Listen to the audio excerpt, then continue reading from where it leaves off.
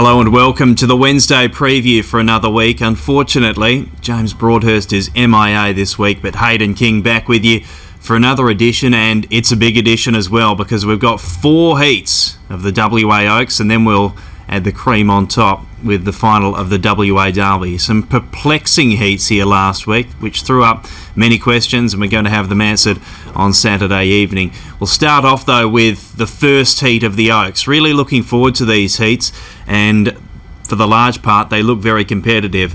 In the first heat we have Tweak Freak drawn down in box number 1. Gets box 1 for the first time, importantly, and despite not having much luck in recent times, she's been okay, and this gives her a big chance to qualify for the final courtesy of the inside draw. Notorious Harada scored here last night actually, winning in reasonably modest time. Will have to step up noticeably on Saturday to be a factor. Then you've got others like Step Back 3 and Sage Tennille who will have to lift. Ballistic Ant's interesting, coming back from 7.15. We see that theme in a few heats on the night. We have some dogs dropping right back in distance, so it's going to be a different kind of way up as to how we're going to position these dogs, dropping almost 200 metres in distance. Jamie Keeping's in good form and looks progressive, has continued to get better each time she's gone out there. Red Hot Annie has a very good personal best of 29 at 89, however she has found it difficult to maintain that consistency of form. And Flying Frida,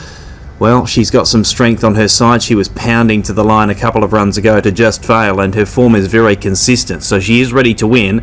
Just needs a little bit of luck to get across from box number 8. So it's going to be an interesting heat. We've got Tweak Freak drawn box 1. If she pings to the front, she could give them plenty to catch, but then you've got others like Flying Frida who, if she sits right there on her in the run, she's going to be more than dangerous. So it shapes as a good heat to start off, and then we'll continue that through to the second with Leg Press drawing box number 1. She's been a real winner in recent times, despite having little luck last time out behind Ryan's Deal after just a fair getaway.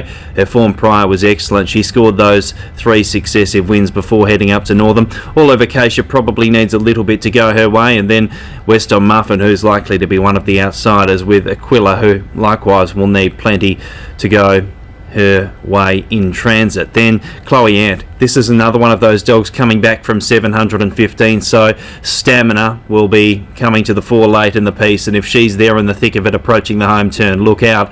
Belmac Blazer is racing really well, closed off really solidly here on Saturday to run second, and she's going to be dangerous, as is Disco Daisy out in box number 8. She's got plenty of early speed, Disco Daisy, so if she could park up in front, she'd take no end of running down. I think most of the action probably is to the outside with those two, Belmac Blazer and Disco Daisy in the second heat. The third heat, well, Speed Freak has proven a 715 metre boss in recent times, because she's a Group 3 winner already this campaign, only a few runs ago in the Miata over 715 metres. Now comes back to 520. So this is another instance of a dog whether she can be close enough to the speed. Well, she'll be very, very hard to beat. She doesn't necessarily have to lead over this kind of trip, which she has made her trademark running style over the longer trips.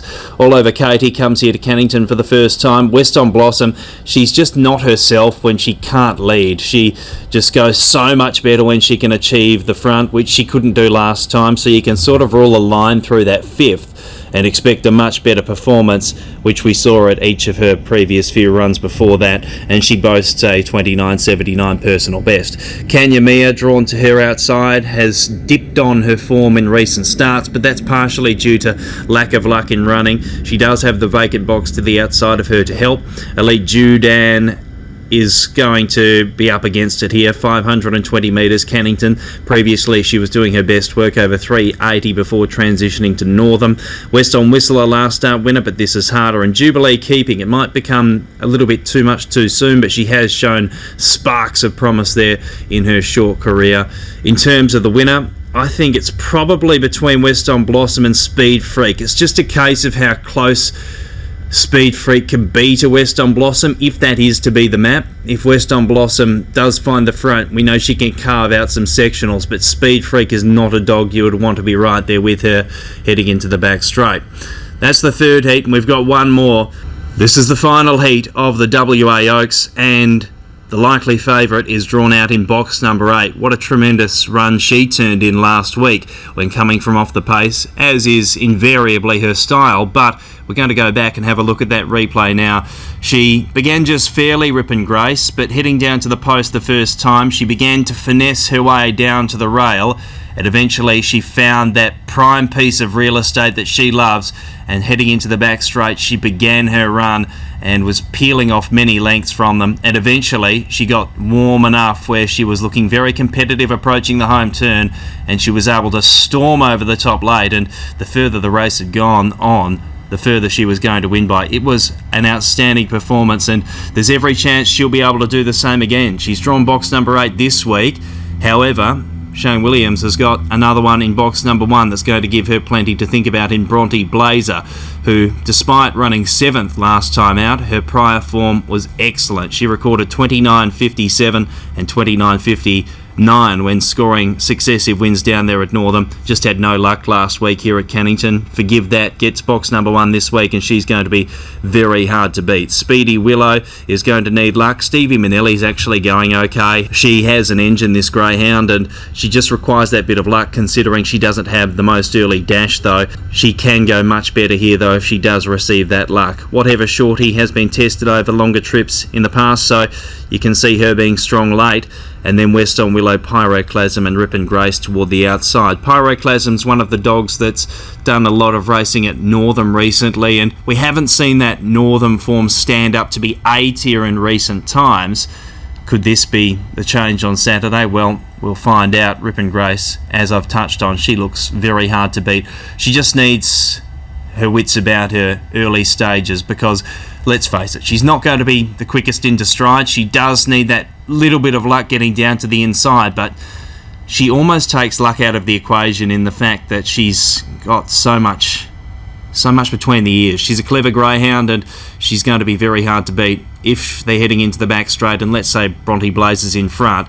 If Rip and Grace is within a few lengths, look out, she'll be finishing all over the top. No doubt Shane Williams will be happy either way, though, if that's how the race does pan out. That's the final heat of the WA Oaks. Now we're moving over to the WA Derby final. It has been won by some illustrious company, and another looks set to add their name to the Roll of Honour this Saturday evening. West on Odie, drawn box number 1, was one of the heat winners, but we've got 2 others coming through those races last week in Kenya Kraken and Crumble Manelli. We're going to have a look at both of those races now. Kenya Kraken, he's only had 2 starts in his career to date, and one of those he stepped up massively in company on Saturday, but he was able to take it in his stride. He crossed over from box number 8, and he was able to work to the front, and from that point on you probably expected him to win quite comfortably. However, they were dipping into the margin late, and it threw up a few question marks over these heats. The other heat was Crumble Manelli. Another that pounced straight to the front. You expected him to get there and begin to run some time. However, heading into the back straight, My Time began to issue his challenge, and he began to take off a little bit of ground from Crumble Manelli, and it became competitive on the turn. I'll have no qualms about saying I thought My Time had him cold on the home corner, but to his credit, Crumble Manelli dug in and he was able to win. It went down to the line between the 2. However, the 3 heat winners were Crumble Manelli, Kenya Kraken and West on Odie. West on Odie comes up with box number 1 this week, and it's been a bit of a baptism fire for this greyhound, but he's taken it with both paws. He's won 3 on end and now gets the crucial draw in the biggest race of them all. Kenya Kraken has tremendous early speed, almost in the same league as Crumble Manelli, a stat that very few greyhounds can hold claim to. It's going to be another step up for him again this week. Custard Manelli's drawn outside the 2 of them. Despite not winning in recent times, Custard Manelli is going very, very well indeed, and well, if things go his way early, he's going to be a leading contender. But he does have Crumble Manelli to his outside, who has all that early speed and is likely to apply pressure. My Time could get a good run across, drawn outside of Crumble Manelli, and if he's able to sit there on Crumble Manelli, well, we know he's going to at least give him a run for his money. And then a Rockanui, who's drawn out in 6 with Pudding Manelli, who had such little luck in his heat last week. It was a very messy heat, but he was still able to overcome that and run into the top 3. And Sneaky Peaky, drawn out in box number 8, is going to be right up against it from out there, but continues to get better with racing. It shapes as a thoroughly intriguing contest, especially the early speed battle between Kenya Kraken and Crumble Manelli. Crumble Manelli does look one of the fastest greyhounds, if not the fastest greyhound, from the boxes to the post in WA. So it's going to be hard to refute his claims of an early lead. Will that be enough based on last week's heat? Well, that's the question that needs to be answered. However, we have seen him in heats gone by improve to the final and get that extra bit of stamina under his belt. So Crumble Manelli deserves favouritism, but there are some dogs in this race that do look to have big futures, and if he's not right at the top of his game, well, then they're going to be there to pounce. Before Saturday night, though, we've got racing here at Cannington tonight, and I've got a best bet for you. It's a bit of a place-heavy one, this one. Race 8, number 7, Quick Smart. Now, this is a good race for a Wednesday evening. However, Quick Smart, he demolished them here on Saturday night. Straight to the front over the 600, ran a really good time and didn't stop. If he's up there in the run, look out. Beach Ridge looks very intelligent, looks a dog to watch in the coming months, but if he's not right at the top of his game, then Quick Smart could be there to capitalise. I'll be backing him probably on a 1x3, 1x4 basis, Quick Smart, but I give him a really good chance tonight. Well, that's the Wednesday preview for another week. Hopefully James is back to relieve me next week, but I look forward to either seeing you down here at the track or on the Wednesday preview next week.